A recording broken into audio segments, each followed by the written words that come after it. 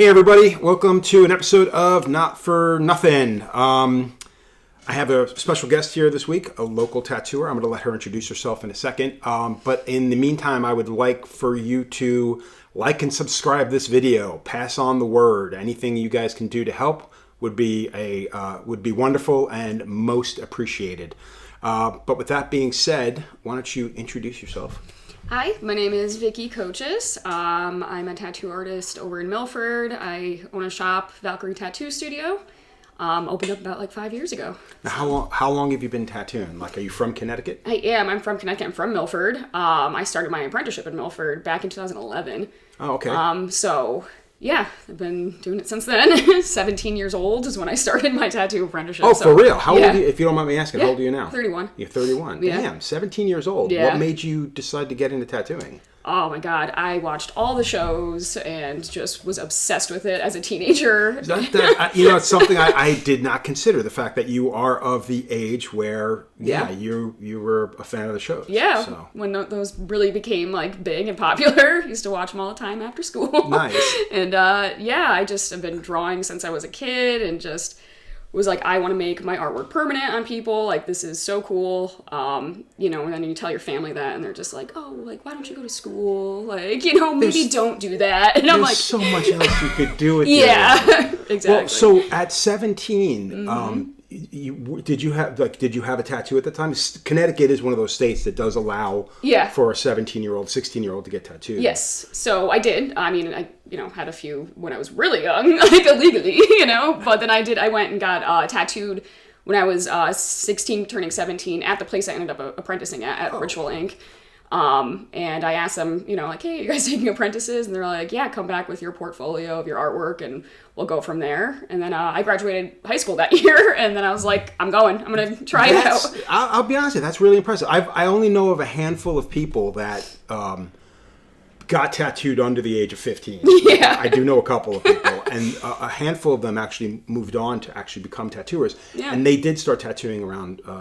the youngest, I think, was 15. Yeah. But 16 years old was, I think this guy, Mike Ledger, I think he had started at 16. Yeah. But it's rare that especially nowadays, but I guess it does make sense because of the TV shows. That would never occur to me. Yeah. So that was heavily influenced, and the tattoo magazines were very popular then too. So that's my big thing. For birthdays and Christmases, I would be like, Mom, I want tattoo magazines for my birthday. What a weird request, It is. That is kind of an adulty yeah. I mean, it's not something I would have guessed that most people would have been, most kids would have been down with at that age. I mean, now, I wonder now, how into tattooing a lot of kids the age that you were at 15, 16 years old. Yeah.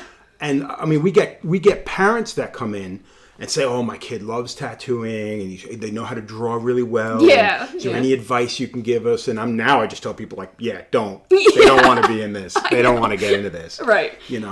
When you got into it, that was a good time because it was really kind of things starting up again. Yes, I feel like social media started really getting to that point. When I first started, I had Facebook and everything, and then probably 2013, 14, that's when everyone started with the Instagram boom, and I couldn't get into it. I was like, I don't want to do that. Which is rare, because you were at an age where that would have been prime time for someone like you. For someone like me, we're picking up a brand new, I don't want to call it a talent, but you need to learn how to do it. But know. For someone at your age at that time, you would have think you would have been all about it. Right? No, I don't know. I just wasn't. I still am not. I'm trying here. Well, I've spoken to a couple of friends that have brought in their daughter or their kids or these younger kids, and their big thing is your job is to handle the social media of the shop. Yeah. Exactly. And eventually I got the Instagram and I was like, oh, this makes sense. I should probably be doing this, but still can't get behind TikTok. I can't. Yeah. I'm still everyone's like, do videos, do this, and I'm like, no, I just want to post my tattoos and that's it. Well, how do you feel about the way a lot of younger tattooers, and especially, I don't want to call them influencers, but I think they're just taking advantage of a scene. Pretty much. But how do you take that where they tell you have to, this is something you need to do, this is something that is imperative that you do because that's where the businesses are coming from.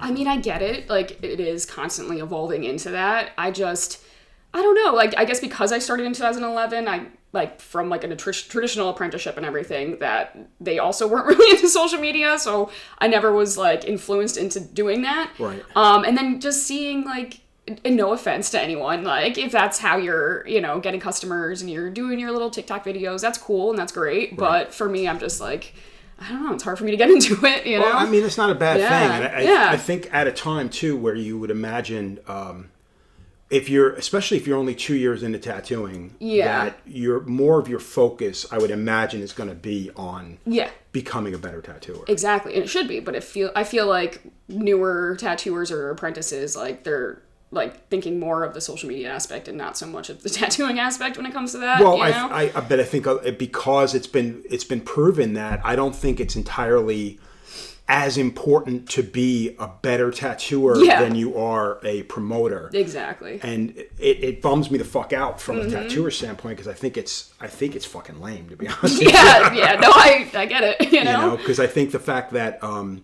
you can make a huge name for yourself by just being on social media and suck at tattooing. Yeah. It kind of drives me nuts, but I also have come to the realization that just the world we live in. That's just how it is, and if you really don't continue with it, or at least try a little bit, I feel like you're not going to get as much recognition anymore, which does suck, but like, you kind of have to like go halfway. If you don't want to do it, just try to do it a little bit, you know? Exactly. So what I did look at your, and I will be honest, I didn't follow you.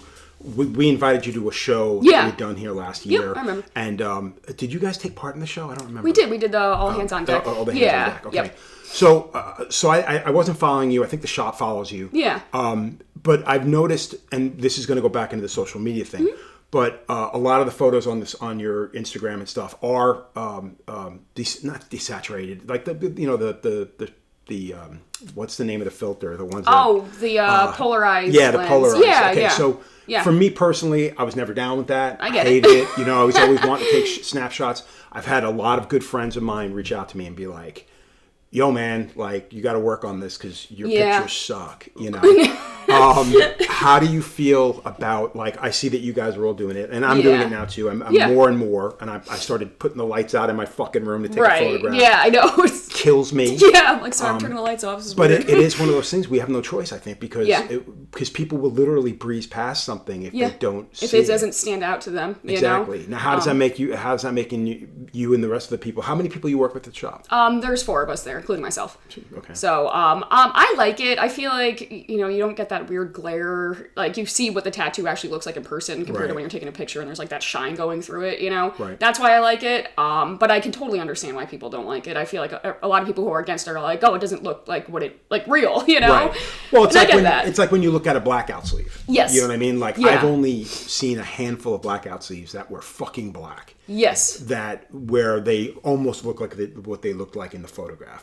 But those are few and far between, in my opinion. I agree. That's hard to really get that saturation to. So with me, it's always been trying to replicate what I see the picture as, and I agree with you. There is a lot of times we just want a nice photograph of something because it's nothing but highlights and bullshit and stuff, But it is when the blacks are super black and the whites are white. It's like, it kind of drives you a little crazy. Yeah, because you're like, really? Does it look like that when they walk outside? Exactly. Yeah. So how do you guys feel with, like, what do you guys got going on as far as, like, do you have management that helps with the social media, or? We don't, and I've been thinking about it more and more how I probably should get someone to help us out with that. So, like, when we're not tattooing, we're trying really hard to keep up with posting and videos and all of that, So we all just do our own thing. Everybody handles their Everyone handles their own thing. I handle the shop pages, but that's pretty much just how we've been doing it. As far as, like, management, like, do you have, like, a front person that helps run stuff? You guys do it yourself. Your shop is kind of on the smaller side. It is, exactly. We don't really have, like, a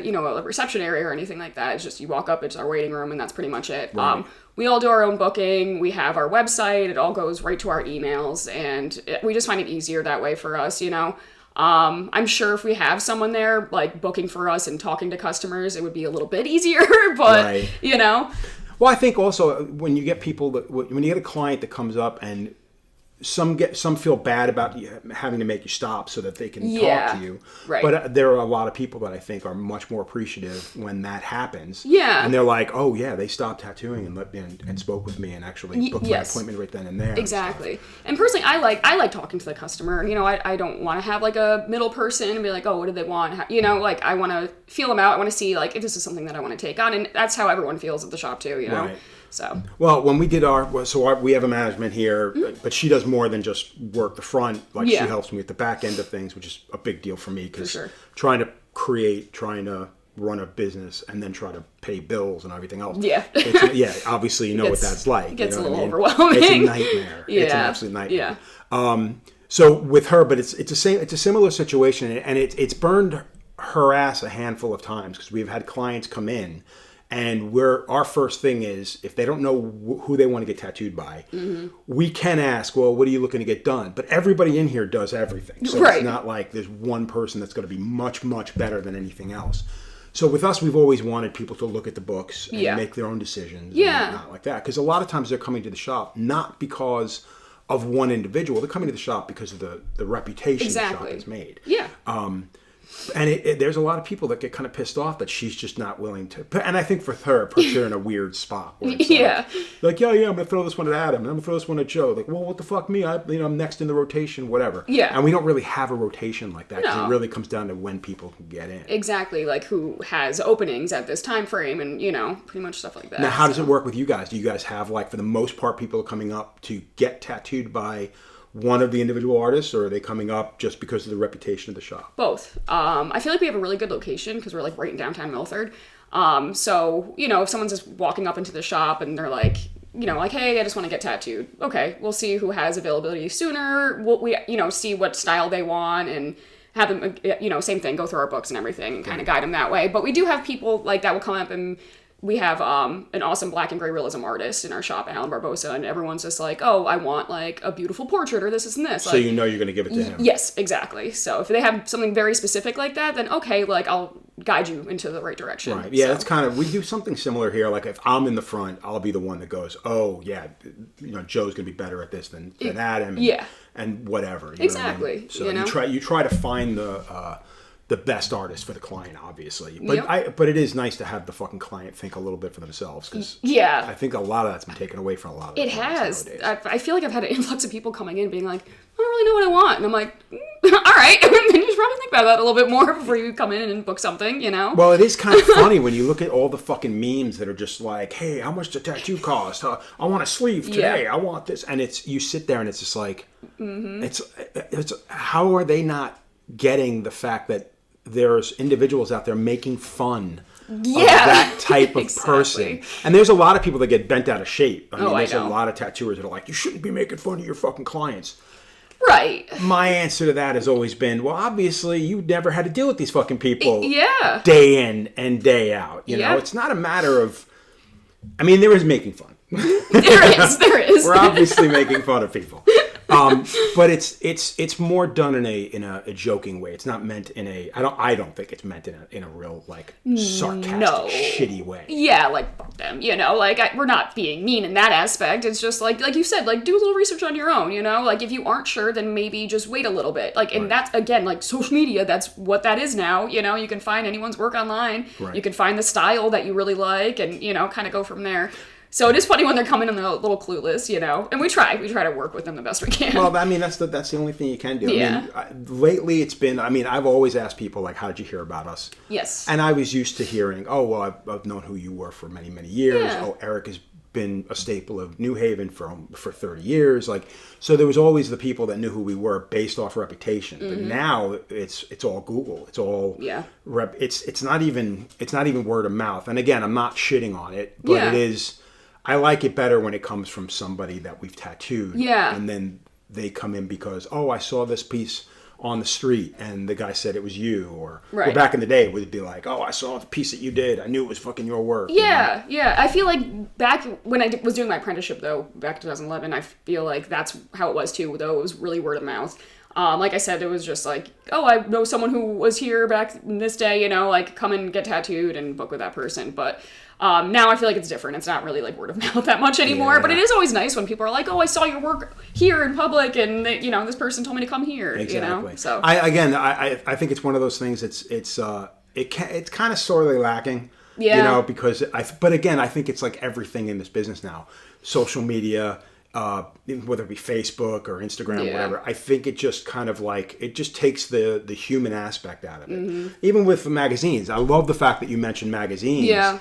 Because I don't think they started becoming a thing of the past until probably 2015. Right. You know, 16. Because it was like, I mean, the fact is people still relied on going to the store and grabbing those magazines, even if you only flip through it and maybe grabbed one out of the 5 magazines. That were there. Exactly. You know, there was still some kind of interaction outside of this. Yes, you know? exactly. And you got to see those different styles too through that magazine. It was like, wow, this work is crazy. Yeah, because it wasn't an algorithm fucking gearing to, you know, blue-eyed fucking lions, you know? Yes, exactly. Or blue-eyed animals. Seriously, you didn't see that in every fucking magazine. Yeah, exactly. You know? So, exactly. yeah. So, oh, fuck.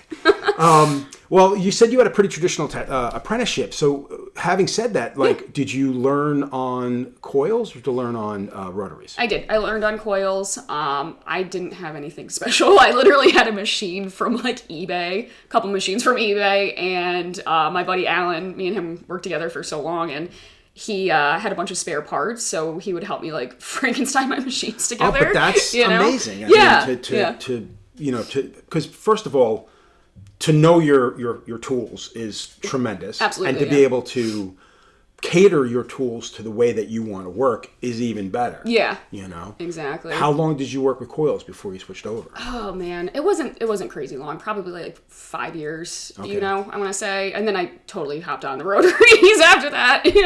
Well, I think, you know, so I've been using off and on rotaries, or I used off and on rotaries for many years. I would line everything with coils up until probably 2015, 2014, and then everything was straight up rotary. Yeah. And it was more out of an interest for the new tools. Yeah. But now looking back on it, I'm like, yeah, this still doesn't line as good as my coils. Right. Do you ever look back on any of that kind of stuff and just be like... I do. One of the guys that works in my shop, Jay LaFontaine, he still uses his coils all the time, Nice. you know, and he always says it's true. He's like, nothing like pulls a line like it, and Exactly. it's so true, you know. One of the things I was talking to Jay Kelly about recently, Jay Kelly owns Pulse Tattoo Supply.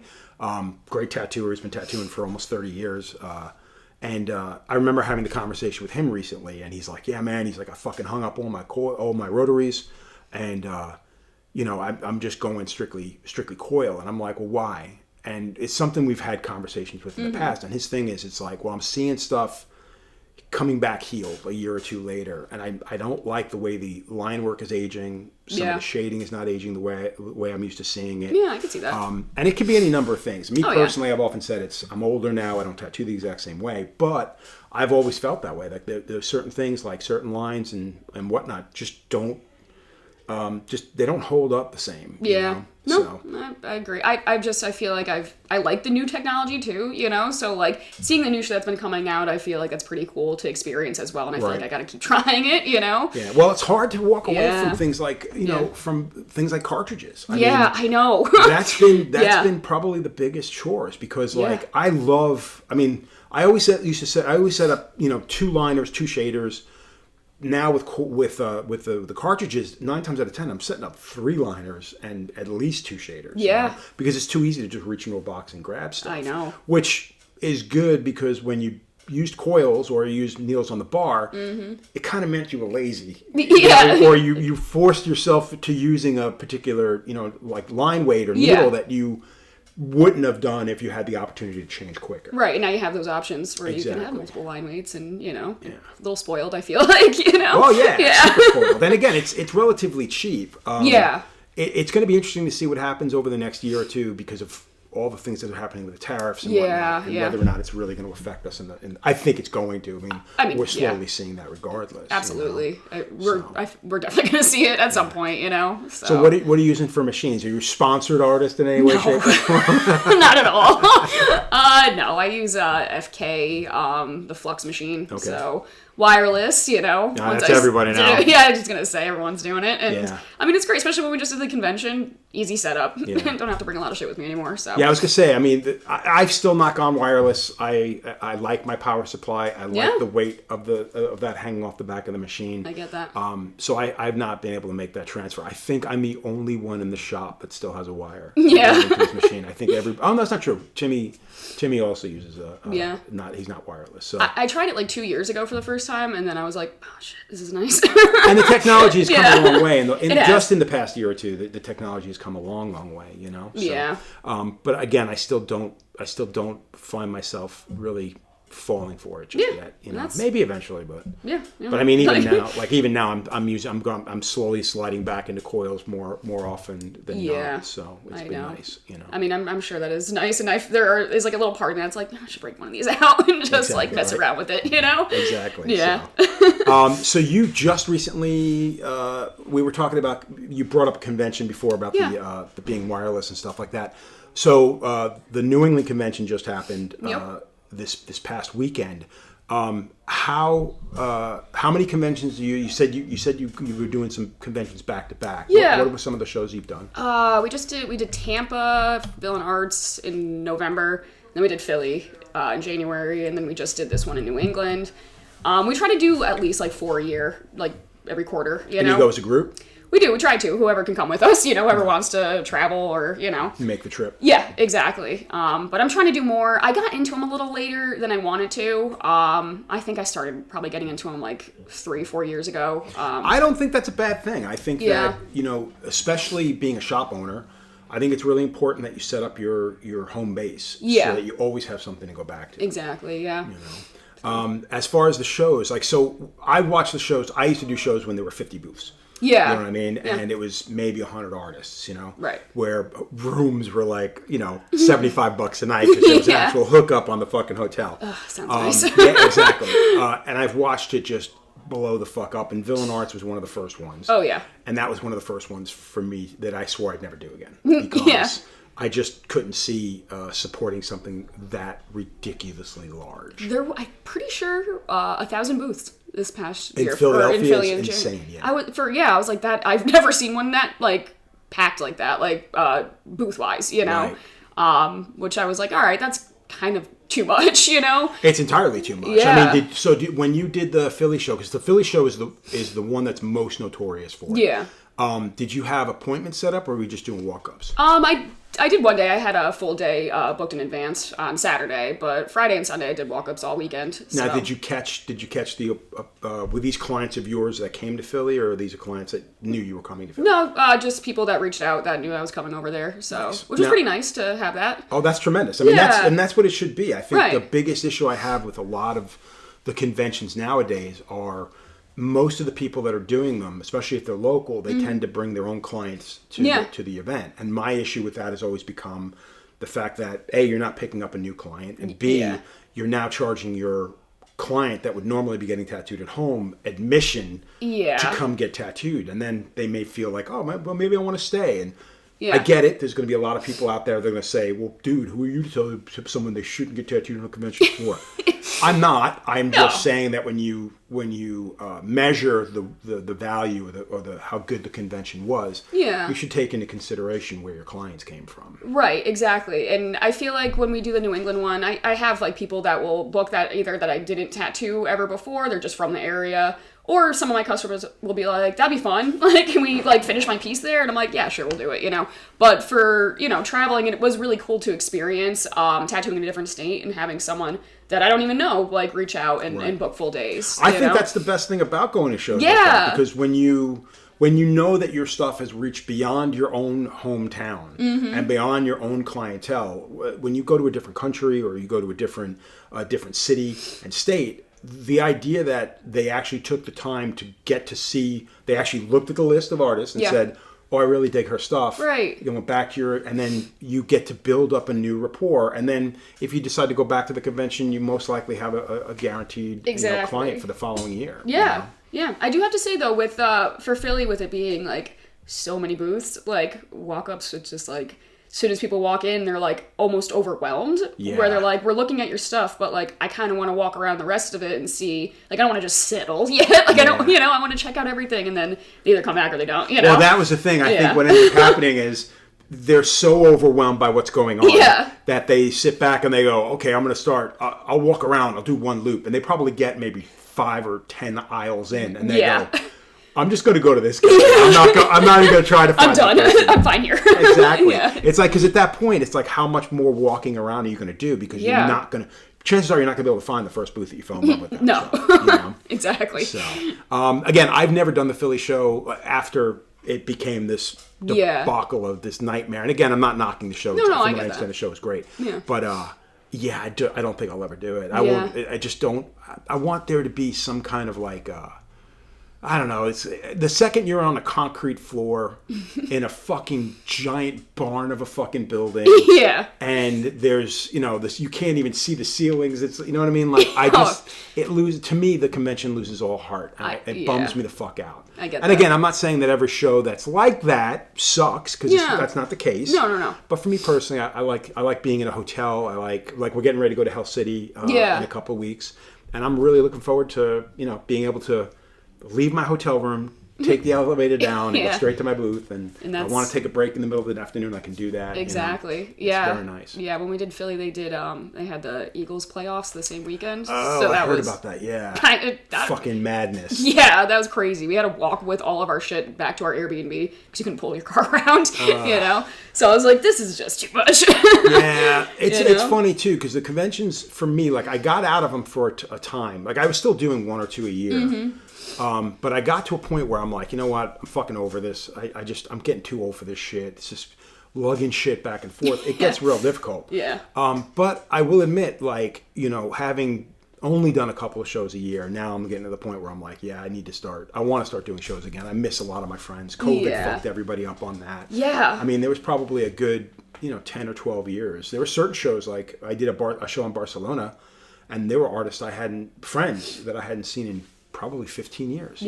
So to go back to a show like that I hadn't done in many, many years was fucking amazing. Yeah. Because there are certain people you only get to see on the road. Right. Exactly. And I like I said, I am newer to the conventions, but from what I've heard from a lot of people, before COVID, they were a lot more, like, they were different from what I hear. I hear after COVID, they're just completely, not the same anymore. Well, I think COVID changed everything. Oh, yeah. Even the way shops are run now. Yeah. Look how many private studios are around. Now here in and around New Haven, there's a handful that we know of. Where you are in Milford, you're like in a little, like, it's a nice little quaint town. We were just there, my wife and I were just there yesterday. Yeah. And we were making the comment about, this is a sweet little town. Yeah. Are there a lot of, like, private, like, studios in your area, do you know? I wouldn't say any private studios. There has been an influx of studios popping up for sure in Milford.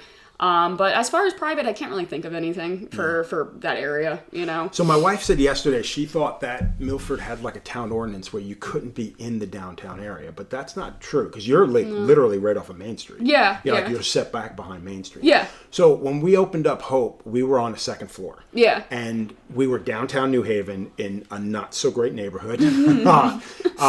But the one thing I've often said was you put a flight of stairs into a shop and it's going to change the clientele. Yeah, yes. You're set off the main road. Your shop is on a second floor.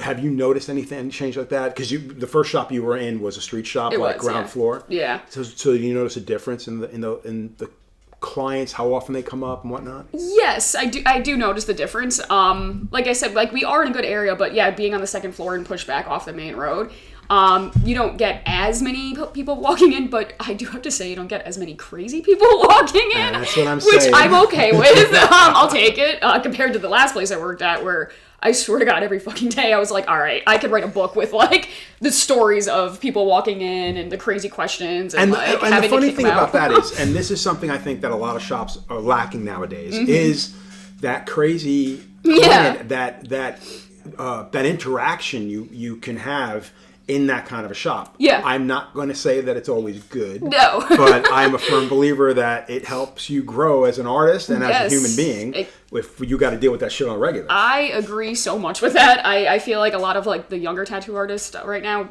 haven't had that experience, you know? And I feel like that is really what makes or breaks you, in my opinion, like having those experiences and seeing if you can handle that, you know? Yeah. Like having the thick skin to experience like a crazy person yelling at you for no fucking reason, you know? Exactly. Yeah. Well, I've asked this question to other people before, and it almost doesn't make sense because you sit back and you go, how do you think some of these artists that are coming into the industry now would have fared back in the day? But I answer my own question in a sense where those people would have never tried to get into tattooing back in the day because it wasn't that easily attainable. Yeah. To get an apprenticeship, like when you got your apprenticeship, you just went in and just asked and they were cool to have you? Or yeah, pretty much. Which I feel like I got super lucky with that. Fuck yeah. Especially being so young and like, my portfolio from a teenager, like not the greatest. Yeah. I mean, I don't think I would have a hard time. I've never met somebody that young and that talented where I went, oh no, this person needs to get in. Yeah. So I am very grateful and lucky that they were like, like come stay, like apprentice. And I'm very grateful for that for sure. But I do agree that like a lot of people that are just getting into tattooing now, they wouldn't have even tried then at all, Well, I think it's in my opinion, I think it's the ease in which you can get into it now because it's entirely too easy to just go on Amazon. I mean, dude, there are regular tattooers. A couple of the guys here, they buy their gear off of Amazon now. Yeah. A couple of the machines that a lot of big name tattooers now. I remember talking to Kelly Doty, and she was just like, "Yeah, I'm using a $45 Chinese knockoff, fucking whatever, because I am not going to pay that guy that crazy amount of money." And I'm on two schools of thought on that. One is, we know the other stuff is overpriced, and you could probably get a knockoff for a third of the price, if not less. Right. But I also feel that it's important to support the industry. I mean, I agree, definitely, compared to buying your stuff off of Amazon. But exactly. I get it both ways, like the pricing, it is very crazy, but yeah, I would like to support local, like, tattoo supply companies and stuff like that, So I was talking to a friend today. They were down in North Carolina, and they were doing a convention. One of the guys was judging there. And the thing that he was most blown away by was artists, like these incredible artists coming up to the stage with their work, or their clients going up to the stage to get judged, and nobody knew who the fuck the person was. They were just like, who is this? Where is he from? What? Yeah, he's been tattooing for how long? So what we're seeing is just sheer talent, and with no care whatsoever given to the equipment in which it's being used. Yeah. Whether it be the needles, whether it be the machines, whatever. And again, I'm a firm believer that good machines do help. Yeah. What are your thoughts on these kids who know nothing, don't know any better, I should say. Right. And then getting into this and just being like, they're being forced to work with these tools,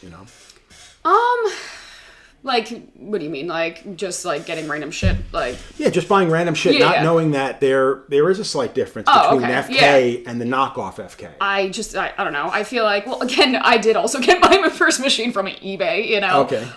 But that was like when coils, like I said, rebuilding it and kind of making it your own. But now, like getting like your $45 machine off of Amazon, I don't know. I feel like it's just so easy to do that these kids maybe just don't care that there's a better machine out there that will help their work. I think they're just so excited that they could just get their hands on something so fast and do whatever the hell they want with it, See, I think that the difference between me personally coming up when I did, Yeah. it wasn't just a matter of getting a new machine. It was a matter of collecting machines. You know what I mean? Yeah. Especially when it came to coils, because coils you can get I remember the first time I got an Aaron Kane Seth Sapphire machine. I was fucking blown away because I went from using, coastal Papillon coastals to to these other machines, going from swing gates to these different, vices and stuff, getting different coil wraps. You start discovering all these different things. And then on top of that, you've got these guys hand making all these frames, and hand building everything from the coils on up. So it became it really became like kind of a collectible for me personally. And I just wanted to get as many as I could from good quality, builders. Yeah. I will admit I fell down that rabbit hole with rotaries as well. Yeah. And it wasn't until like after 2 years where you start going, these are all the same crap. I was going to say, I feel like with coil machines though, like collecting those is so different compared to collecting rotaries. Yeah. At that point, like you said, they all just are the same. Exactly. Yeah. Adam here has been using the same, I forgot the name of the machine. It's like a $120 machine on Amazon. And he's been using the same machine. He gets about 4 months out of it. And you could tell, I couldn't say you could tell, but the thought is that most of the mechanics on the inside, most of your cogs and stuff are all plastic. So what ends up happening is they start to wear and whatnot. Yeah. So the machine slowly, between that, cheap motors, whatever, it slowly starts to lose a little bit of juice. So it goes from being this fucking amazing packer, great liner to, well, I could do great black and gray with that now. Right. Can't line with it no more, No, but it does great black and gray. Yeah. You know. I mean, at that point, like, if you're going to be buying, like, something new every couple of months, might as well just, get one really good one. To be honest, I agree. I mean, Yeah. I have a machine from Electric Ink out of Brazil, and it's probably the best machine I've ever fucking used. Yeah. And it's not as expensive as a lot of the other machines. Right. But it's also not as easily...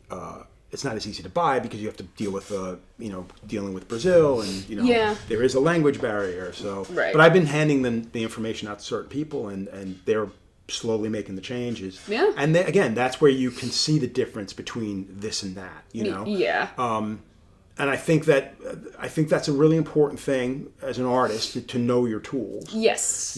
But by the same token, I think that most kids today don't really give a shit, and No. they just use it because they know it works and they can make it work. They could make it do the magic they need it to do. Right, and I feel like if something breaks on them, it's just like, well, that's broken. Buy exactly. another cheap one. Yeah, like they're not exactly. gonna take the time to see why it's broken, repair it, and kind of go. Our from there, business has become incredibly. Insanely disposable, like to a point where it's so like, disposable. It's Yeah. depressing. It is. Yeah. Do you guys in the shop do anything to kind of combat that using like biodegradable stuff, or because that is a thing that We should, Okay.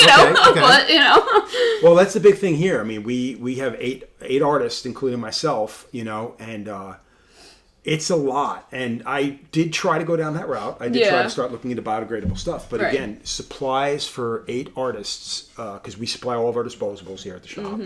And daunting numbers, to say the fucking least. I'm sure. With the amount of that's involved in trying to make that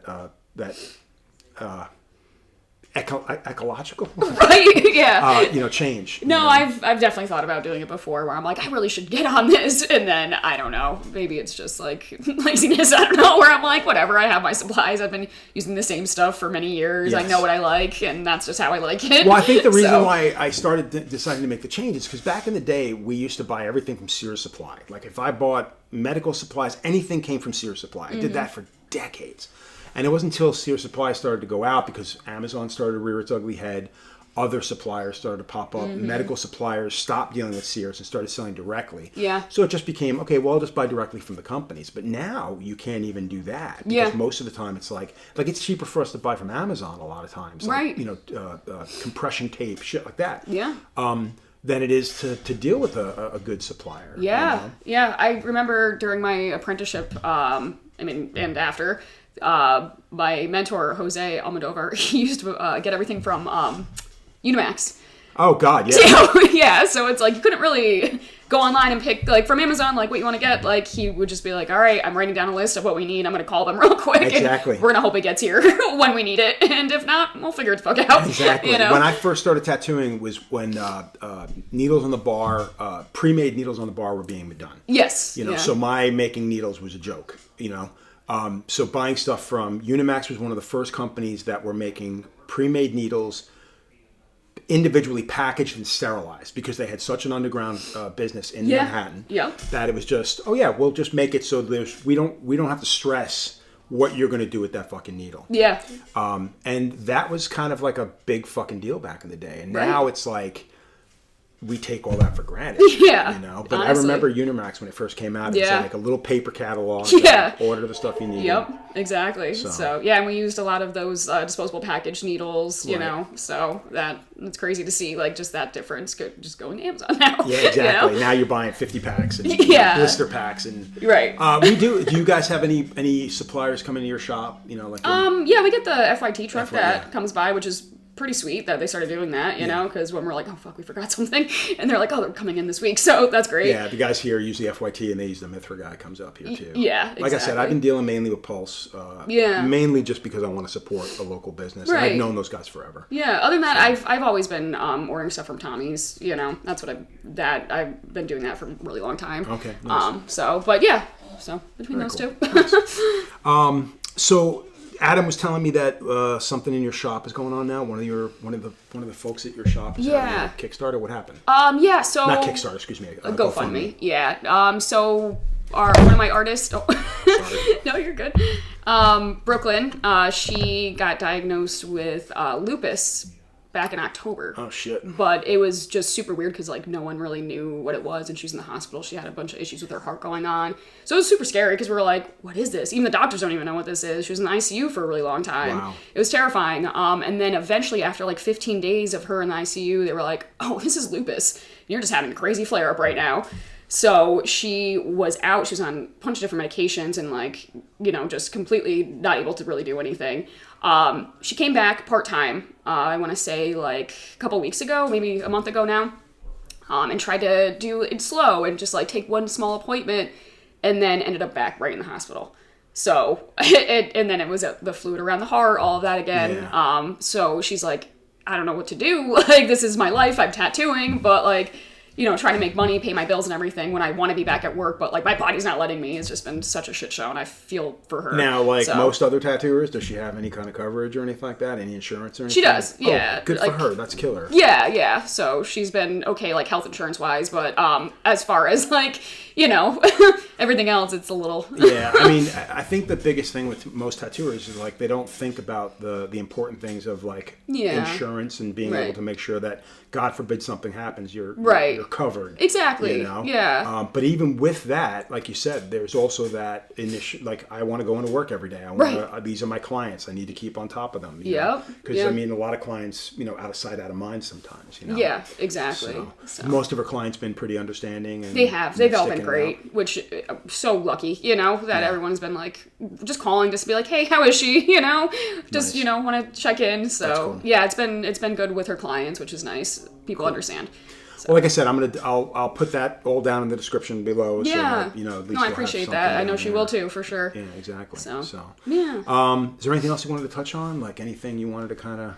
I don't know, not really. I mean, I really appreciate you having me on this. You've been a big inspiration for me when I was, you know, like I said, watching all those shows back in 2011, magazines, all that. Your name was really big for me back then. So. Yeah, we got, like, when we did the shows, it was like the beginning of, I guess some would say the beginning of the end. But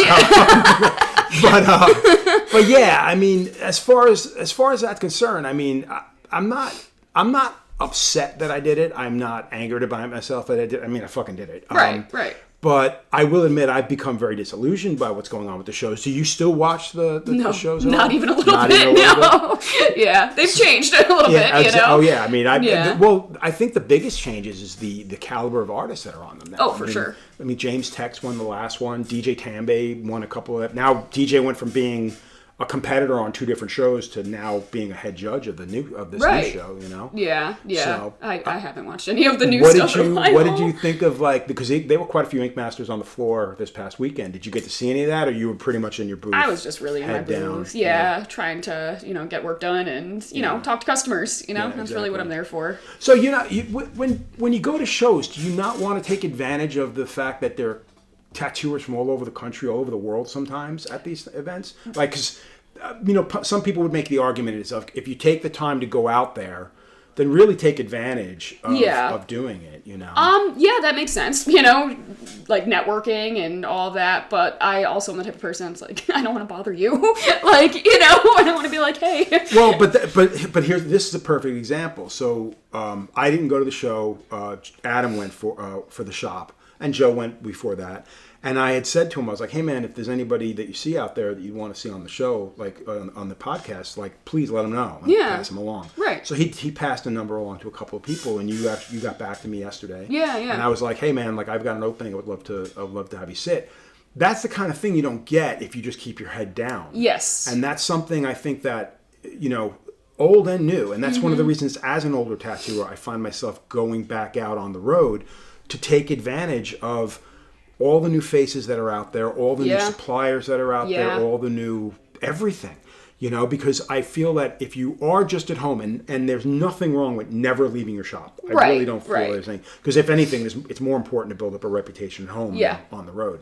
But I also feel that things are happening in this business so fucking fast. Yeah, you got to take advantage of all of that. Exactly. You know, and I am super appreciative that Adam came by and was just like, "Hey, Adam's do a you wanna good do this?" Adam's a good guy. 'Cause Yeah. he's I think with him it's the same thing. It's like I didn't want to go to the show because I've been to that show. Yeah. I don't entirely like the show, whatever. Right. But he's also of the opinion that what I just said was like, man, there's a lot going on out there. I need to get out and see it. There you is, know? there is, So- and you know, I do agree. Take that opportunity. You know, meet the people you want to meet, talk to them. Like you said, suppliers too. It's really important. I just sometimes catch myself at conventions just like tattooing, and then I'm like, fuck, I didn't even walk around once, you know? And which is great. Like I'm happy to be busy, but at the Right. same time, it's like I'm here doing these, especially the ones that aren't local. Like I should really take advantage of those, you know? That was one of those things. Yeah. Like my wife used to go crazy because in the earlier part of my career, the first 12, 15 years of my career, her and I had traveled a lot together, Yeah. you know, and whenever we do shows, like probably the first 5 years, I think we traveled a lot. Yeah. And she got to a point where she's like, yeah, I'm sick and tired of seeing the cities from the inside of a hotel. Yeah. So you go by yourself. Yeah. And it took me another 10 years to sit back and go, dude, you've been to Chicago. Not Chicago. I've been to Ohio 9 times and never once went beyond a 3-block radius of Yeah. of the hotel, the convention. And it was only to go out and get food. Right. at night.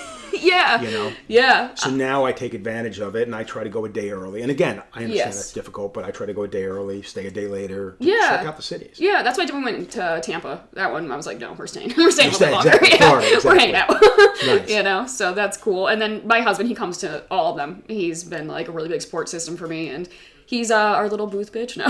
Nice. Yeah. I saw you had a full basketball court at the last one. Yeah, that was hysterical. Like I said, our spot was a little like not the best for like flow. Was of that traffic. white wall across from you just an empty white wall? They didn't put banners. Yeah, nothing on they the couldn't wall? put anything over there because I guess there was doors that people had to access, which I totally understand. Okay. That's the gamble of conventions. You don't know where the hell you're going to end up, Yeah. you know? So the whole time we're just at this end cap, just staring at these white walls, and we're like, all right, this is fun, like, you know?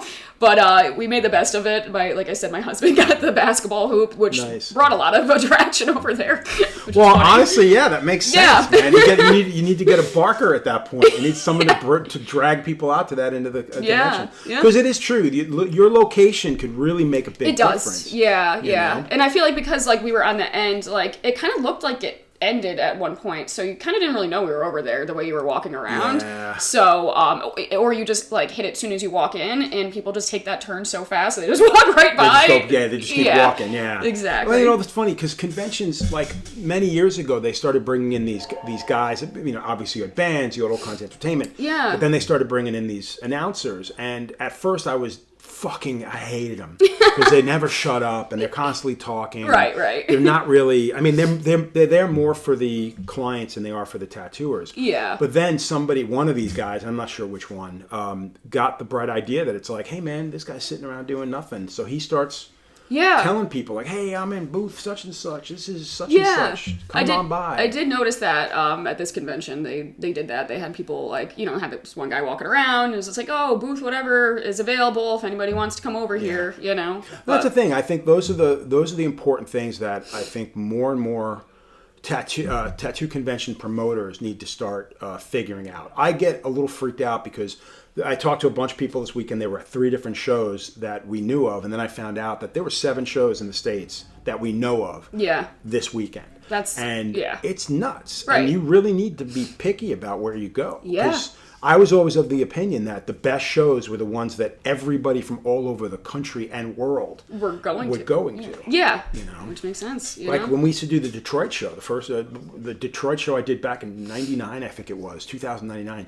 And I remember going to that show, and there were dudes from Japan, there were dudes, and their clients. Like, there were people that literally traveled there from Italy and stuff just to go to the convention, not actually work it, just to to attend the show. Yeah. And I think that's lacking nowadays. Yeah. It's not across the board, obviously. No. It's definitely lacking. It is. We are seeing more in the way of international shows. Have you ever done any of those, like the Brooklyn show that's coming up? No, I haven't. And that, it's a totally different vibe because it's bringing people in from all over the country, all over the world. Yeah. Which is insanely impressive, especially if you're a younger tattooer and you want to check stuff out. Yeah. But again, I think that even that's not enough to draw people from all over the country to check it out. Yeah. More, I feel like there's just so many of them that like some people are like, well, maybe this one instead. Exactly. So it's entirely hard to pick too many. Yeah. Too many. Exactly. Cool. So yeah. Well, on that note, is there anything else that you'd like to touch on, or you're good? Yeah, I think I'm good. Well, I really appreciate you coming out. Thank you very much. Yeah. I'm going to have all the information in the bottom of the description of the video. Perfect. And I wish you the best of luck. Thank you very much. Thank you. I appreciate it. Hey, everybody. Thank you very much for joining another episode. Like and subscribe. Spread the word. And I'll see you when I see you.